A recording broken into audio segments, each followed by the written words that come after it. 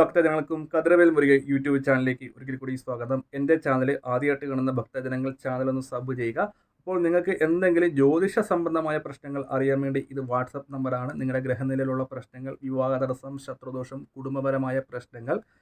പിന്നെ ഒരു കാര്യം പറയട്ടെ, നമുക്ക് അസുഖം വന്നാൽ എല്ലാവരും ആശുപത്രിയിൽ തന്നെ കാണിക്കുക. നമ്മൾ ഈ വഴിപാടുകളും കാര്യങ്ങളൊക്കെ ഈ സാമ്പത്തിക ലാഭം വരാതിരിക്കുക, സാമ്പത്തിക ലാഭത്തിന് വേണ്ടിയാണ് നമ്മൾ വഴിപാടുകളും കാര്യങ്ങളൊക്കെ ചെയ്യുന്നത്. ജോലിക്ക് പോകാതെ കുറേ വഴിപാടുകളും പുഷ്പാഞ്ജലികളും നടത്തിയിട്ട് കാര്യമില്ല. നമ്മൾ ജോലിക്ക് പോകുന്നവരാണെങ്കിൽ വഴിപാട് കൊണ്ട് നമുക്ക് ഗുണം കിട്ടും, അതായത് സാമ്പത്തിക നഷ്ടം വരാതെ സാമ്പത്തിക ലാഭം ഉണ്ടാകും. അപ്പോൾ ഭദ്രകാളിക്ക് ഏറ്റവും ഇഷ്ടപ്പെട്ട നക്ഷത്രങ്ങളുണ്ട് അല്ലേ? ഈ ഒരു നക്ഷത്രക്കാർ ഭദ്രകാളിയെ വിളിച്ച് ഏത് ആപഘട്ടങ്ങളിൽ അമ്മേ നാരായണ, ദേവി നാരായണ, ലക്ഷ്മി നാരായണ, ഭദ്രേ നാരായണ എന്ന് ചൊല്ലുവാണെങ്കിൽ ഭദ്രകാളി ആ നക്ഷത്രക്കാരെ ഒരിക്കലും കൈവിടില്ല. ഭദ്രകാളിയെക്കുറിച്ച് നമുക്ക് ഒത്തിരി കേട്ടിട്ടുണ്ട്, ഒത്തിരി അനുഭവസ്ഥരുണ്ട് അല്ലേ? തൻ്റെ ഭക്തരെ ഒരിക്കലും ദേവി കൈവിടില്ല. അപ്പോൾ അതേപോലെ തന്നെ ഭദ്രകാളിക്ക് ഇഷ്ടമുള്ള നക്ഷത്രക്കാരുണ്ട്. ഈ നക്ഷത്രക്കാർ നിങ്ങളുടെ വീട്ടിലുണ്ടോ? അവർ ഭദ്രകാളി ഉപാസകനായ ഒരു വ്യക്തിയാണ്. ആ വീട്ടിൽ ഒരിക്കലും ക്ഷുദ്രാഭിചാര ദോഷങ്ങളും ശത്രുദോഷങ്ങളും പ്രാക്കുദോഷങ്ങളും കൗളാചാര വിധിപ്രകാരമുള്ള ദോഷങ്ങളും ഒന്നും ഭവിക്കില്ല. ആ ഒരു ഭദ്രകാളി ഭക്തനെ ഭൂതപ്രേതാദി പിശാചുക്കളും എല്ലാവരും അവനെ ഒരേപോലെ വണങ്ങി വേണ്ടത്ര ജോലിയിൽ പുരോഗതി, ശത്രുദോഷമൊക്കെ മാറി എല്ലാ വിധത്തിലുള്ള ഐശ്വര്യങ്ങളും ഒരു ഭദ്രകാളി ഭക്തന് തീർച്ചയായിട്ടും ഉണ്ടാകും. അതേപോലെ തന്നെ ഈ നക്ഷത്രക്കാർ ഭദ്രകാളിയെ പ്രത്യേകിച്ച രീതിയിൽ തന്നെ ഉപാസന കാര്യങ്ങൾ ചെയ്യുവാണെങ്കിൽ തൻ്റെ ഭക്തരുടെ അടുത്ത് അമ്മയുടെ സാന്നിധ്യം ഉണ്ടാകും. നമ്മൾ ഉദ്ദേശിക്കുന്ന പോലെ നല്ല നല്ല കാര്യങ്ങൾ, നമ്മുടെ മനസ്സിലുള്ള നല്ല നല്ല കാര്യങ്ങൾ അമ്മ തീർച്ചയായിട്ടും സാധിച്ചു തരും. അപ്പോൾ ആ നക്ഷത്രങ്ങൾ, അതായത് അവിട്ടം, ചിത്തിര, മകേരം, അശ്വതി, ഭരണി, ഈ 5 നക്ഷത്രക്കാർ അമ്മയെ ഉപാസന കാര്യങ്ങൾ ചെയ്യുവാണെങ്കിൽ വേണ്ടത്ര എല്ലാവിധത്തിലുള്ള ഐശ്വര്യങ്ങളും ദേവി നമുക്ക് പ്രാധാന്യം തരും. അപ്പോൾ ചോദിക്കും, ബാക്കിയുള്ള ഉപാസനകൾ വിളിച്ചാൽ ദേവി കേൾക്കില്ല. അങ്ങനെയല്ല, ഈ നക്ഷത്രക്കാർക്ക് ഭദ്രകാളിയായിട്ട് പ്രത്യേകതരമായിട്ടുള്ള എന്താ പറയുക ഒരു ബന്ധങ്ങളും കാര്യങ്ങളുണ്ട്. അതെന്താണെന്ന് വെച്ചാൽ ഇപ്പം അവിട്ടം, ചിത്തിര, മകരയൊക്കെ ചൊവ്വയുടെ ദശ തന്നെയാണ്. ബാക്കിയുള്ള കാര്യങ്ങൾ ദേവിക്ക് ഏറ്റവും കൂടുതൽ ഇഷ്ടമുള്ള ഒരു നക്ഷത്രം കൂടെയാണ് അശ്വതി, ഭരണി നക്ഷത്രമൊക്കെ. അപ്പോൾ ഇവർ നല്ല രീതിയിൽ ഉപാസന കാര്യങ്ങൾ, അതായത് ദേവിയെ എപ്പോഴും നമ്മൾ ഭക്തരാണ് അല്ലേ?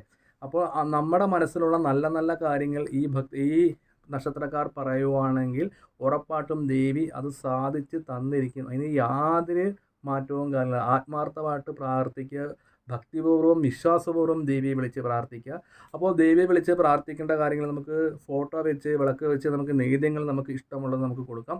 അപ്പോൾ ചില ആൾക്കാർ ചോദിക്കും, നമുക്ക് ഭദ്രകാളിക്ക് പായസം ഉണ്ടാക്കി വെച്ചാൽ ദോഷമാണോ? അമ്പലത്തിൽ ചെയ്യുന്ന പോലെയൊക്കെ ചെയ്താൽ നമ്മുടെ വീട്ടിൽ അമ്പലമാവുന്നത് യാതൊരു വിധത്തിലുള്ള ദോഷങ്ങളോ കാര്യങ്ങളില്ല. അപ്പോൾ പായസമോ കാര്യങ്ങളോ എന്ത് വേണമെങ്കിലും നമുക്ക് ദേവിക്ക് കൊടുക്കാം. അതായത് ഒരു ഭക്തൻ തൻ്റെ അമ്മയ്ക്ക് ഇഷ്ടമുള്ള സാധനങ്ങൾ കൊടുക്കുന്നതിന് ദോഷം എങ്ങനെയാണ്? ഒന്ന് ചിന്തിച്ചേ. ഇപ്പോൾ നിങ്ങളുടെ അമ്മയ്ക്ക് നിങ്ങൾ എന്തെങ്കിലുമൊക്കെ സാധനം മേടിച്ചു വിടുന്നു, അപ്പോൾ അമ്മ ഒരിക്കലും ദോഷം ചെയ്യുമോ? ഇല്ല. നമുക്കൊരു വിശ്വാസം ഉണ്ടാണ് അല്ലേ? അപ്പോൾ ഭദ്രകാളിക്ക് നമ്മൾക്ക് യുക്തി, ചിലപ്പോൾ കടും പായസം ഉണ്ടാക്കി വെക്കാം, ഇല്ലെങ്കിൽ ശർക്കര പായസം, അതുപോലെ തന്നെ പാൽപ്പായസം. അതേപോലെ തന്നെ നമ്മുടെ മനസ്സിൽ എന്ത് നേദ്യമാണ് ഉദ്ദേശിക്കുന്നത് ദേവിയുടെ ഫോട്ടോയിൽ വിളക്ക് കത്തിച്ച് വെച്ച് വെക്കുക. അപ്പോൾ അത് വെക്കേണ്ടത് ഒരു ചെറിയൊരു നേദ്യത്തിൻ്റെ ഒരു കിണ്ണം മേടിക്കുക, ഇല്ലെങ്കിൽ വാഴയിലയിൽ വെക്കാം. അപ്പോൾ പാൽപ്പായസ കാര്യങ്ങളൊന്നും വാഴയിൽ വെക്കാൻ പറ്റത്തില്ല. അതൊരു ഓട്ടുപാത്രം മേടിക്കാൻ കടയിൽ കിട്ടും. ആ ഒരു ഇതിനകത്ത് 5 നെയ്ത്തിരി ഇട്ട് ഫോട്ടോ വെക്കുക. പ്രത്യേകിച്ച് വിഗ്രഹകാര്യങ്ങൾ വെച്ച് ആരാധന നടത്താതിരിക്കുക. അപ്പോൾ ചോദിച്ചാൽ വിഗ്രഹം വെച്ചാൽ ദോഷം എന്താണെന്ന് വെച്ചാൽ വിഗ്രഹത്തിൽ കൂടുതൽ പോസിറ്റീവായിട്ടുള്ള കാര്യങ്ങളുണ്ടാകും. അപ്പോൾ അത് നമ്മുടെ വീട്ടിൽ അതേപോലുള്ള ആചാരകാര്യങ്ങൾ കറക്റ്റ് ചെയ്തില്ലെങ്കിൽ ആ ഒരു ചൈതന്യം കൊണ്ട് നമുക്ക് ചെറിയ നെഗറ്റീവ് എനർജി കാര്യങ്ങളൊക്കെ ഉണ്ടാകും. അതുകൊണ്ടാണ് ഞാൻ വിഗ്രഹം വെക്കേണ്ട, ഫോട്ടോ വെച്ചാൽ മതി എന്ന് പറഞ്ഞത്. അപ്പോൾ ഈ കാര്യം നമ്മൾ നിത്യവും ചെയ്യുക. ഇടയ്ക്ക് ചില ആൾക്കാർക്കൊരു തോന്നലുണ്ടാകും, നിത്യം ചെയ്തില്ലെങ്കിൽ ദോഷമുണ്ടോ? നമുക്ക് ചൊവ്വാഴ്ച, വെള്ളിയാഴ്ച നമുക്ക് സൗകര്യമുള്ള ദിവസം വെച്ചാൽ മതി.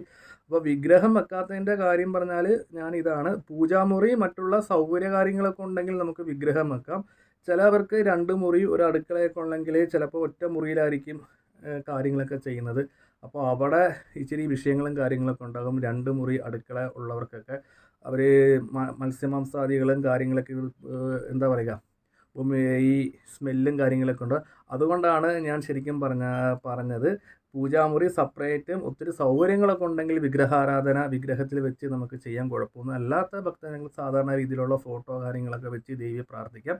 അപ്പം ഈ നക്ഷത്രക്കാർ ദേവിയുടെ അഷ്ടോത്തരങ്ങൾ കാര്യങ്ങൾ ചെയ്യാം, ദാനശ്ലോകങ്ങൾ ചെയ്യാം, അതുപോലെ തന്നെ കീർത്തനങ്ങൾ ചെയ്യാം. അപ്പോൾ ഈ നക്ഷത്രക്കാർ തീർച്ചയായിട്ടും നമ്മുടെ പ്രശ്നങ്ങളും സങ്കടങ്ങളും ദേവിയുടെ പറയുകയാണെങ്കിൽ ഉറപ്പായിട്ടും ഭദ്രകാളി നിങ്ങളെ രക്ഷിച്ചിരിക്കും. ഇതിന് യാതൊരു തരത്തിലുള്ള മാറ്റമില്ല.